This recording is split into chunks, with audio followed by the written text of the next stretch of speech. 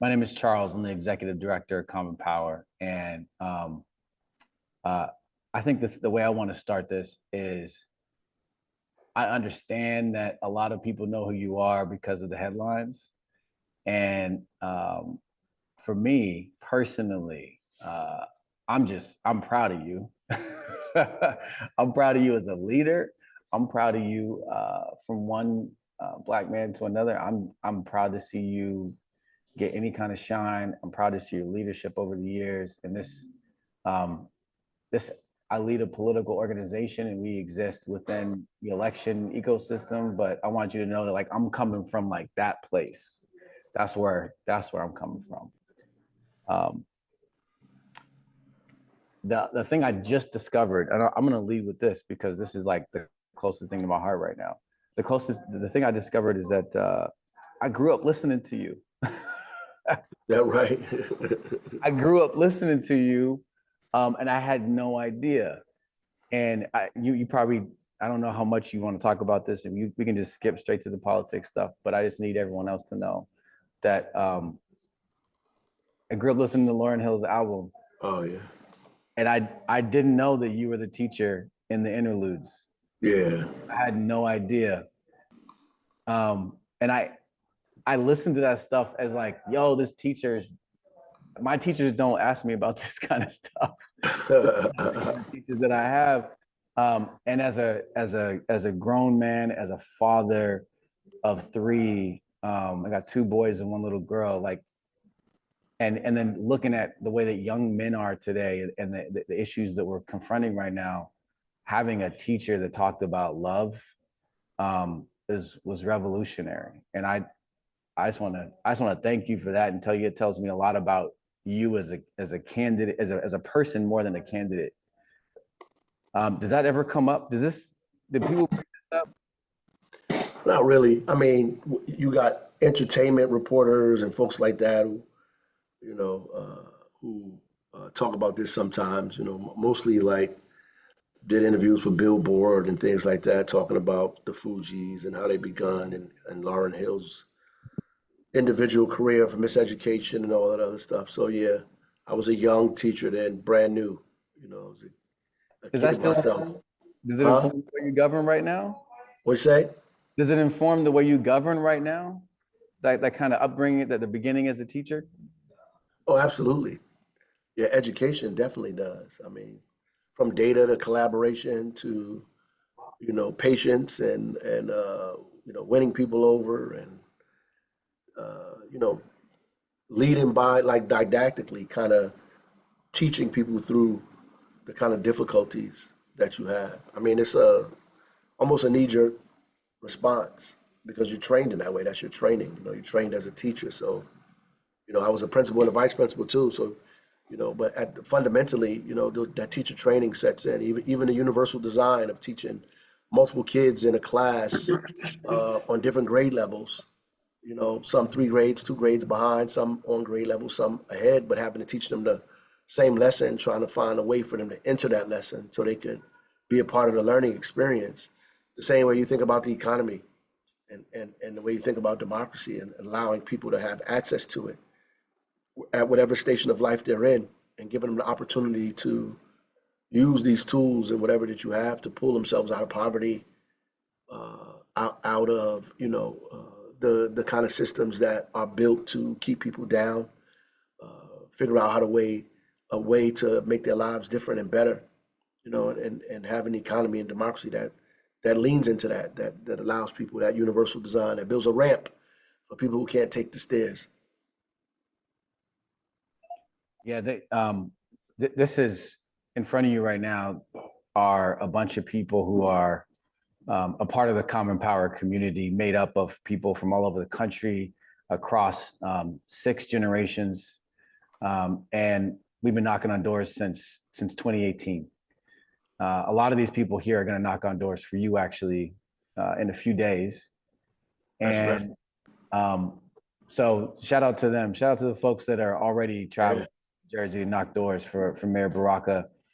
The team leads are here as well, and after you're done with us, we're going to talk about some of the logistics about joining that trip. But for those who can't join, please support the folks knocking the doors and support Mayor Baraka. So this is kind of some of this is so our community can understand more about you and hear directly from you. The other piece of this is about knowing how to talk to your voters. One of the things that is the most useful for us is when we go to a door, there's all kinds of stuff that people think about you. There's your commercials, is what your competition says about you. There's the years of governing. There's kind of what the folks in the neighborhood know about you. What is the most compelling thing that you want to deliver today at a door when you're having a conversation with one of your constituents? Well, actually, I think there's a lot of things, but more important than all of it is the moment that we're in. Mm. And I think we have to start with that. Like, the moment we're in is incredibly important because this moment doesn't call for conventional wisdom. It calls for you to think and do different. And fear will make people make a safe decision and not a right decision. And the safe decision is not always the right decision, right? And people don't want to push further because they fear the repercussions of what's going to happen. They fear things that are probably going to happen anyway if they do nothing, right? And the reality is, the last couple of weeks is I start from that position that we're in a moral moment, that history is going to judge us in this moment, that whatever we do, whatever decision we make now is going to live with us forever. The same moment that people were in when 6 children sat in 4 or 5 children sat in Woolworth's lunch counter to desegregate lunch counters. It was a moral moment for other students, for adults, for parents, for people at that time to make a decision about where you land.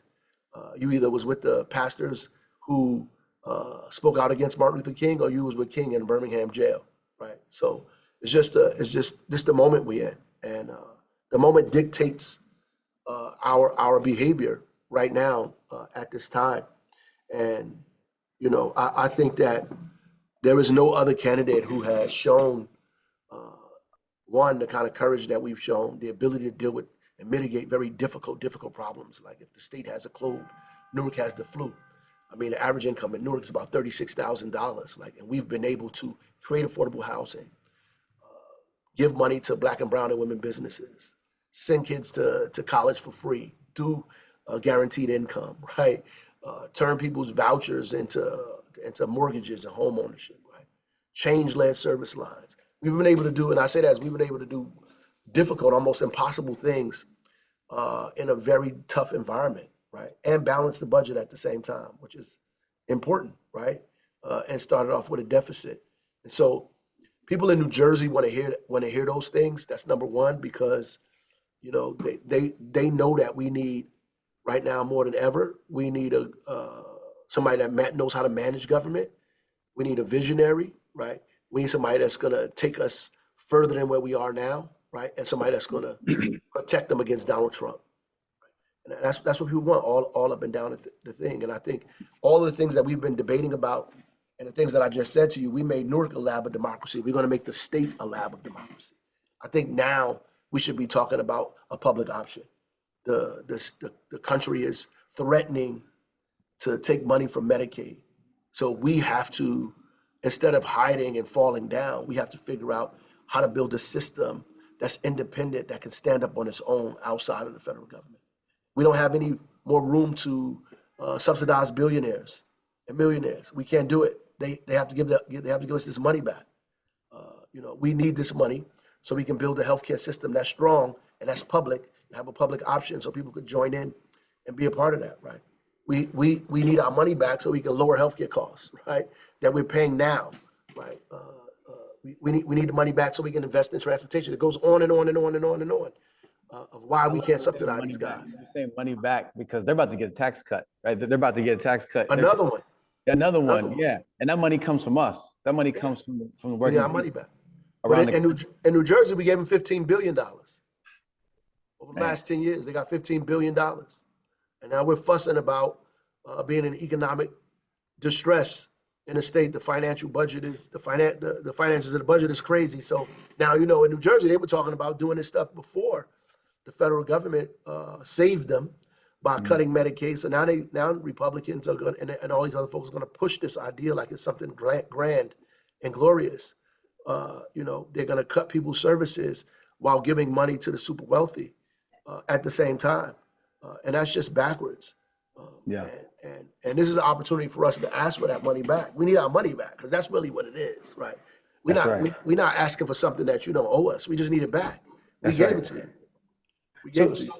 so that, I mean, you mentioned this. Well, first of all, I mean, I love that you harken back to the civil rights movement. That's in our DNA as an organization. We actually take trips, regular trips. I think like every other month there's a 30 to 40 people from Common Power in Birmingham, Montgomery, Anniston, Selma, Alabama, Atlanta, taking trips down to learn about the history of this so that we can incorporate some of that stuff into what we're doing today and be fired up about it. But this moment that we're in, you all elected officials right now, especially because there's not many elections, are seen as potential for the future of the left or the future of the Democratic Party. How much of how much do you see your candidacy, your pushback against Trump, as an example, or maybe somebody's like creating a new mold, not just for New Jersey but Right. nationwide? Absolutely. I think New Jersey and Virginia are the first statewide races, and I think people are watching us. In fact, last night I was at a meet and greet in Roselle, and I told them we got the first clapback moment. Right? We get I the love it. absolute opportunity Yeah, to clap back at Donald Trump nationally, right? To say to the country and to the world, for that matter, this is what we think about everything that's going on, right? Right, and we have to use that, right, to let people know and pray that it becomes contagious, right? Because you want to be able to show people that what Donald Trump is talking about is foolish, right? People can see that what he's doing is calamitous and is causing all kinds of chaos. But really, some people still are giving him the benefit of the doubt, like fundamentally he wants to help working people, and you know that that's like false. And all the things that he's railing against, whether it's diversity and equity and inclusion, whether it's Medicaid, whether it's the LGBTQ community, uh, that we can actually lean into these things and watch our economy get better and watch people's lives get better, right? And put money in people's pockets, right? Put yeah, money in people's households so they can spend money. Working class people don't put their money in IRAs and tax shelters, not because they're not financially literate, but because they got too many bills, right? They have to pay their rent, right. they have to pay their mortgage, they have to pay the kids' school, they gotta buy uniforms, they gotta buy food, and so they put the money in the economy right away. And at the end of the day, we need to be making people whole and solid at this time, when people feel like attacked and targeted, and feel like they're going to lose everything. Right? New Jersey is one of the most expensive states in this country. It's also one of the most wealthy, and it's Mm, also at the top of the most segregated. Right? So the sixth most segregated state in the country. And so my discussion is always about economic justice and social justice together. Right? mm, And it's expensive in New Jersey. It's very expensive for various reasons. One, because we give all our money away to the super wealthy, but two, because we've been segregating ourselves from each other for so long. So we have more school districts than cities, and we have more cities than California, which is 8 times our size, right? wow. So we've been separating ourselves out more and more and more and more, trying to get this exclusive kind of thing, and people call it home rule around here. And what it has done is driven all of our prices up. In schools and healthcare is the number one things that are driving people's taxes up. It's driven the cost up, and so our children. Here's the irony of it: children are not coming back because they can't afford to start off in New Jersey because it's too expensive. Once they go to college, they just don't return. Wow. Seniors are leaving because they're on a fixed income. As these costs continue to increase, they can't afford it. So they have to move further south, right? Where the cost of living is cheaper. Hmm. But the GDP and the population of New Jersey continues to grow. And it's growing because of immigrants, That's right. Okay. right? Yep. Right. Yep. And it's so ridiculous that these people cannot like see the economics of what's happening here, right? That the Mhm. very people you're trying to chase out of here is keeping your GDP and your economy alive, right? If you get rid of, if you do mass deportation and keep the system the way you want, the way it is, you're gonna bankrupt everybody around here, and Right. that's just the facts, and like we don't fight it or talk about it in that manner. We allow them to control the debate and the discussion and the parameters of it. So, I mean, through lies and foolishness. But at the end of the day, we have to make this place more or less expensive by uh, integrating it. Do you think that economic message, because you outline a bunch of different bullets, like sub bullet points on this message around economics. Do you think that is your place of crossover between parties, where you start to get independents, you start to get some of the folks who are maybe disillusioned now by what Trump is doing with tariffs, what's going on with the Republican Party, people not keeping their word on how they're going to vote.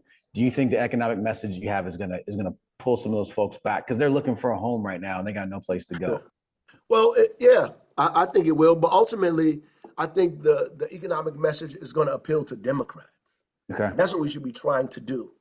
Okay. Is it so? We This is should, a turnout race, you think? we, well, I think it's like that everywhere. New Jersey Okay. has 800,000 more registered Democrats than Republicans. We used to have a million until Democrats started throwing people off the voting rolls.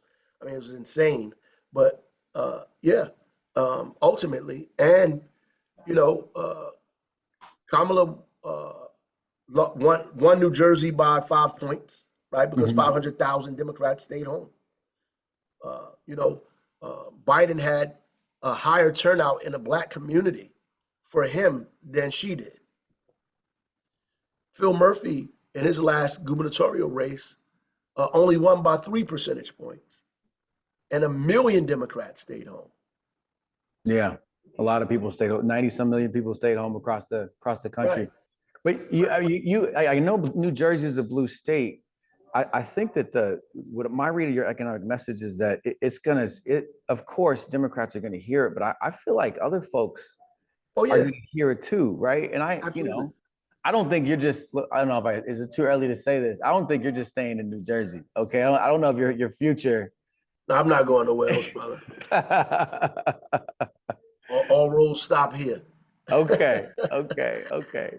I would That's love to help interesting. somebody else do that, though. Okay. All I, right. I, All would, I right. would love All right. to trek around the country and use my voice and my Okay. poetry to get other people in that There we spot. That's for go. sure. 100,000%. So speaking of poetry, like I said, like we are students of history too. It's not said often who your father was. Do you do you hear him in the back of your head when you get into some of these conversations where you feel like, when the moment right now feels like it's moving towards the moment that he was most salient in? Like, is Yeah. the legacy is just, it feels like it's a mirror almost, huh? Sometimes, but you know whose voice I hear the most? My mama's. Okay, tell me about that. Tell me about that. Because the history That's whose books don't voice I say hear the nothing. most Tell me all of the about it. time. Huh? My Tell me mother, about it. when I first became the mayor, my mother would say, your father is a philosopher, an academic, a writer. He says the difference between you guys when he goes to the supermarket, nobody asks him for a job, Mhm. and I took that to mean uh, that I actually have to produce something. Like you Yes. actually have to get something done, accomplished, right? Mhm. And so my day to day here is hearing my mama say that to me. Like you got I to do love it. this. I You love gotta it. get this done. You can't just sit around. Nobody want to debate with you in the bread line about your politics. They're not asking you what you think That's right. about all these things in the egg line. They asking you I got about the pothole on their block, the That's garbage being right. picked up, the That's police right. harassing their son, a job for the summer. These are That's the things right. they're asking for. How you making their bills lower and putting money in their household, right? Yeah. All I get is when I go to the supermarket, I get complaints. And Merry Christmas and Happy Holidays and Yeah. good to Yeah. see you, Mayor. Oh, by the way, Yeah. Yeah. Can you deal with yeah, this? They driving too fast on my street, that's or right. we need That's some more right. after school programs That's for these right. kids. Yep. What they want you to do something, and Hmm. that's what the moment we're in now. People want somebody to do something, and everywhere I go around the state right now, that's the number one thing. Okay. Before it was like, you know, the affordability of the state, which is still Okay. underlying all these issues to folks. They still feel like New Jersey is out of reach. There is no opportunity to be in the middle class in New Jersey. You're either rich or Mm, you're poor at this point. If you're making $100,000, you might as well be making 40, right? That was the mhm. first part. Since the last 100 days or so, it has been completely different. People are looking for leadership. They're looking for courage. And they want somebody to do something other than wear pink to the president's speech, right? So okay, so what do you think about your fellow leaders then? And when I say that, I mean nobody cares about what level people are, if they're a Mhm. senator, if they're a House member, whatever. They want people to fight. And at Common Power, that's one of the things that drew us to you is we know that you're a fighter. You proved it out even before the headlines followed you because of the arrest. We were like, this brother's a fighter, and people don't understand what that means. It doesn't mean a sternly worded letter. This is not, I mean, I'm infamous now within my community for going hard at Chuck Schumer. But what is your message to fellow leaders about how to fight better, how to fight in ways that people understand and they appreciate and they need us right now? Well, honestly, I don't think the problem is people trying to contrive stuff to do. And you don't have Okay. to do that. Okay. Like these people are going to give you enough opportunities to stand up for yourself because they're Mm, bullies and they're terrible people. They're going to challenge you. Like what you do at that moment is what defines what happens after that. Like the right. congressman ran to the gate and was like, Mayor, they're coming to arrest you. I was like, why? I didn't do anything. I'm off of their property. They have no reason to arrest me. Right? He Right. was like, I think you should leave. Now I could have got in my car and drove off. But to me, it's like, why are you arresting me? What are you talking about? You're supposed to be That ain't doing a right. tour. Like, why are you over here bothering me? Like, I'm not doing nothing to you Mhm. guys. And you come out here to arrest me, then do it. Like, and 100%, I thought they was bluffing. I'm tell you the truth. That's what I saw. I heard that. You're But like, nah, I ain't gonna do it. that's So you were, exactly you what I were thought. I said, shocked a little bit. these people ain't this crazy. Like, this is crazy. It's people out here. It's cameras here. It's people here. They can't be this crazy. And they did it. They are that crazy. In fact, Wow. I was arrested by the special agent in charge of Homeland Security for this region. That's like the me sending the public safety director of Newark downtown to arrest somebody for shoplifting. That's crazy. That's Right? There's crazy. not even a charge called federal trespass. They arrested me for federal trespassing, which is a state charge, by the way. There's no federal trespass law. I mean, it's insane that what these people did. They sat there and figured out a way, figured out something to charge me with, and was arguing with each other and made a decision to come out the gate and do it. Right? What they meant for bad turned to good, and it's terrible. They tried to keep me there the whole weekend, but all of the people started gathering outside of the place. I think they were more concerned Hmm. about that than anything else because they kept talking about it inside of the jail where I was at. That people outside, people outside. These people fingerprinted me, took my picture, interrogated me Twice, right? Didn't they fingerprint you twice? twice for a misdemeanor, a That's Class C crazy. misdemeanor that would get me a maximum of $500 and maybe 30 days in jail. Wow. You're not even supposed to be fingerprinted for a misdemeanor in New Jersey. They were trying to send you a It's a message. summons. You're supposed to give them a summons to come to court. That's what you do with misdemeanors. Here's a summons. You got to go to court on this day. That's what you're supposed to. That's what happens. So is this like adding energy to Oh, you? I absolutely. understand that it's adding juice to your candidacy, but do you feel like you're in the fight now? No, it added juice to me. I don't To know about you. everybody. Yeah, I'm like these people. They're going crazy. Like they're outrageous. Like they're committed to their foolishness. And when you see these people up close and you listen to them, look, the U.S. attorney came to my hearing. The I hearing. heard. She's sitting in the back of the hearing. She's right. It's a hearing. Wow. The room is big enough for 40 people. She's in the back in a hearing at a misdemeanor. That's This is it's full intimidation, full on intimidation. When I was about to leave, the U.S. Marshals rushed in there and said, "We got to fingerprint him again." okay. All right. So they got This is so what this is. I'm that's telling it you, is this a is what this complete is. foolishness. You're right. This Well, this is what this is. Yeah, we this is what are it is. we're excited to knock doors for you. And I appreciate it. I'm gonna be out there too. I'm gonna be out there, and if anybody can't join knocking on doors, y'all please donate to Mayor Ras. Um, final word is to you. I know you got to run. Is there anything that we haven't covered yet that you want to, a message you want to send to folks? No, I just want to say thank you, like to people that are gonna come out here. I appreciate it. The campaign does. The state appreciate it. We're getting a lot of love up and down the state right now, and it's incredible to me. I'm getting large crowds, probably because I got arrested. You know, people want to hear what happens, but I get a chance to talk to them, and when I do, I convince a few people that are in those crowds because they can't believe what happened, and they come in to hear about it. And we talk to them about what we want to do. You know, some of these people call it far left. I call it what we need to do right now in this time that we're in. I don't think that lowering people's healthcare costs is too radical. I don't think that making the wealthy pay their fair share is too radical. You know, I don't believe that we should be investing in black and brown and women businesses are too radical, or investing in public transportation where people can't get to jobs and healthcare in the supermarket even is too radical. These people believe these are radical ideas, and if we're in a time where people believe that making people pay their fair share and providing transportation to people who don't have it is radical, then where the hell are we in America right now, right? It's a ridiculous time that we're in. People think it's radical that I went down there to speak out and make these people follow the rules of this country. I mean, people, I don't just get love, so I also get the other side of it, right? People chase me to my car. Why are you defending murderers and rapists and criminals with their camera out? Murderers and rapists. And I yell, I'm defending the Constitution of the United States and the Constitution of the state of New Jersey. That when I got elected, they make me take the oath of office, and the oath of office does not make you swear to the President of the United States, to the U.S. Attorney, not even to the Democrat or the Republican Party. That's It right. says that you have to swear allegiance to the Constitution of the United States and the Constitution of this state, New Jersey, under the authority of the people. And at the end, it says, so help me God. That's my job, to uphold due process, to fight for the Constitution, to fight for democratic rights. That's what I was elected for, and that's what I swore an oath for.